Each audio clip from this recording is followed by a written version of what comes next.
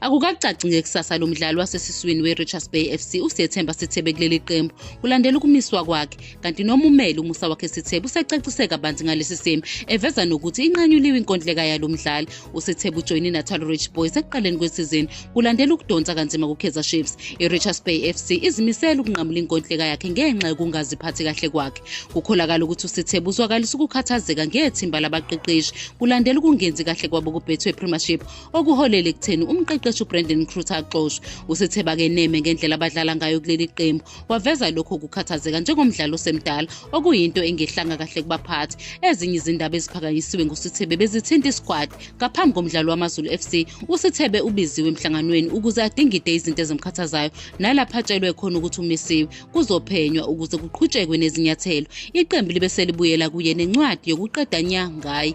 Umusa wakhe Sithebe uziqinisekisile izingxoxo zokunqanyulwa kwenkondleka iqembu, kodwa uzwakalisa ukukhathazeka ngokuthi uzwe ngalo mdlali kuphela futhi akazange athintwe yiqembu. Omele uSithebe unethemba lokuthi uzohlangana neqembu ukuze kutholwe isisombululo, kodwa kubukeka sengathi iqembu alisafuni ukumgcina. iNatal Ridge Boys izobhekana neMamelodi Sundowns emdlalweni wayo wokugcina weligi ka-2024, ibheka ukusonga unyaka onenselelo ngemiphumela emihle.